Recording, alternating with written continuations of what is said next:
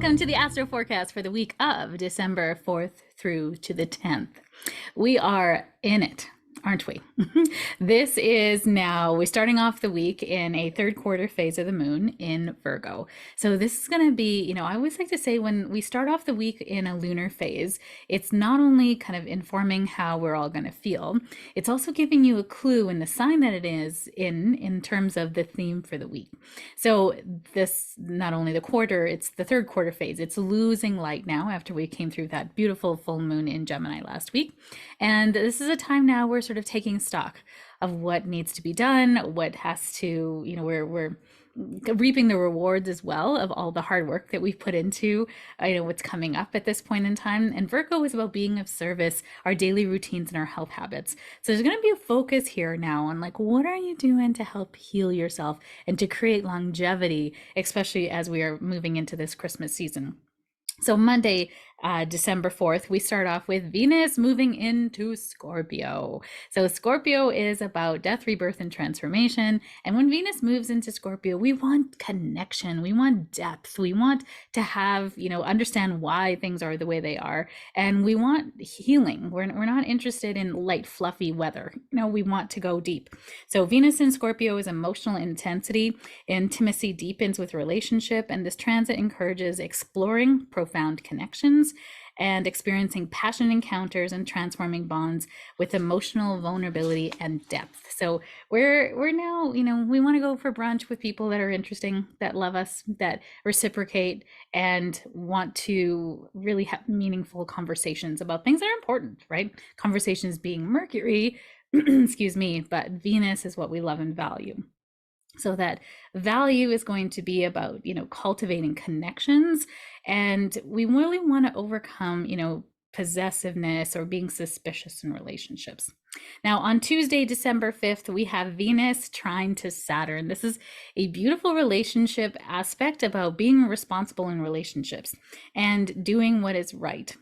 So this is about stability, commitment in relationships, and this aspect encourages responsible and mature expressions of affection, fostering lasting and secure connections. It's a time to solidify bonds, and to find comfort in dependable relationships. Because Saturn is in Pisces, though, this is about us also forming I'm going to say this is two water signs coming together. We must have boundaries, what we will say yes to and no to, and how we're going to kind of cultivate our relationships that feels really authentic to ourselves. So this is not about, Saturn can make us really cautious and reserved. This is more about what relationships really speak to your heart.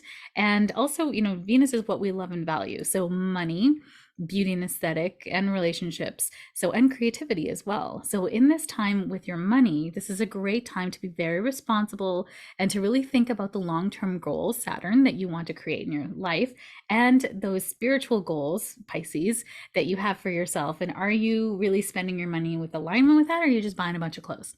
Or are you just eating out, right? Is the money just kind of going down the drain, or is it being amplified by what you are putting it into? Wednesday, December 6th, we have Neptune going direct. This is a very subtle aspect. So Neptune was retrograde as of June 30th of this year, and he's only kind of traveled 3 degrees in that retrograde period. It's very slow. But when Neptune is retrograde in Pisces, this was kind of removing illusions. Neptune is illusions, it's spirituality, empathy, compassion, connection to the divine. And in Pisces, this is about really kind of, are we staying true to being connected with others? Are we really being compassionate and wholehearted, one love, truly one love? And so with Neptune now going direct, it's now you get to put all the things that you learned about your spirituality, your connection with others. Maybe there was some guises that were removed, especially with things that are happening in the world. One of the things I recognized is, with this, Palestine, Israel kind of conflict going on, that the narrative that was kind of put out into the world when the last time the conflict kind of heated up, is so different this time around. Like, we're really seeing how the people of Gaza are being treated. And we also want, all hostages to be released and with love. And we want everyone to just feel, again, Neptune and Pisces, love and connection, and be able to live life securely in the way that they want to live it. But having this narrative that one side gets to win over the other, or one is being bullied over the other, or one needs to be like, it's this David and Goliath kind of narrative that continues to perpetuate this situation.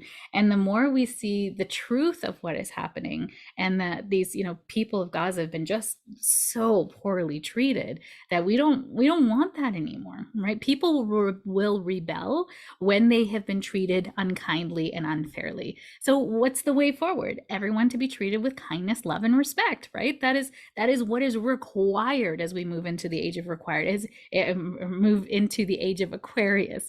It's no longer, oh, that's nice. It's required. We are required to be nice to each other. And we're no longer available to this propaganda, BS. And we follow the things behind the scenes. Who's making money? Where's the money going? We start to really see the truth being revealed, So it's really, not, Neptune can rule conspiracy theories, but it's not about that.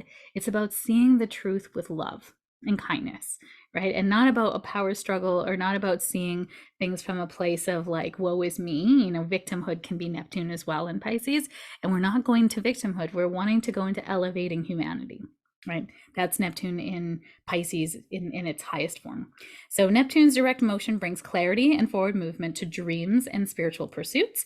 This transition marks a period of clear, intuitive insights, creative inspiration, and a deeper connection to mystical realms.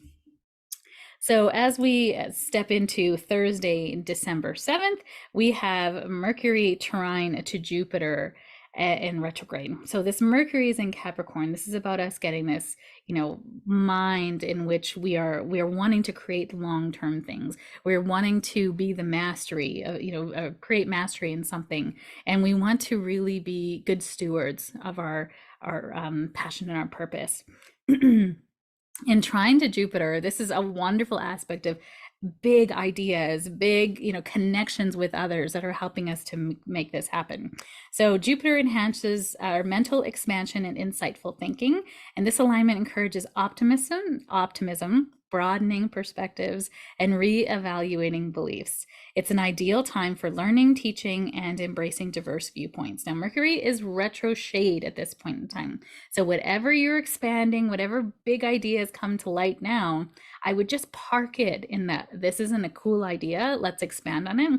And when Mercury goes retrograde on the 13th, you're going to start to see these big ideas in either ways that you're like, I don't think I want to commit to that because there's too much resources. Taurus, Jupiter's retrograde in Taurus, right? Bringing up what resources do we really need to spend? So it might be this great, wonderful idea at this point in time, but when Mercury goes retrograde, you'll excavate cool understandings and awakenings that are going to change this a little bit, just a little bit.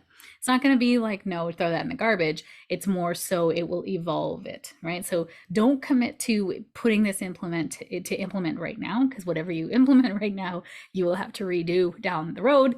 Please learn from me, because I decided to throw the astrology away 2 years ago and had to do all the things all over again because I realized astrology is right. But I always like to test, right? And be discerning. That's my Virgo-ness.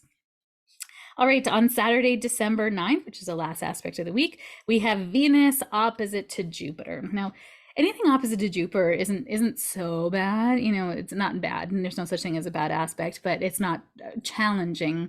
But it's got its own challenges, is what I'll say. So Venus is what we love and value in Scorpio, which is about depth. We want to really get to know someone. It can be even like this sexual attraction, or it can be just researching and going deep into something and healing. Bringing light to the darkness.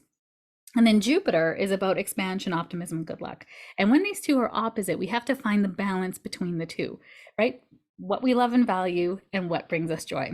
And if we don't, what will happen is we run away with overdoing it, overextending, over imbibing, overeating, over drinking, all the overs, right? And of course, this is a Saturday. So Saturday's December 9th. There's probably, staff parties and stuff happening on this day. So be really cautious. I feel like we're going to have a lot of hangovers on Sunday, Monday with this aspect kind of in play for the whole weekend.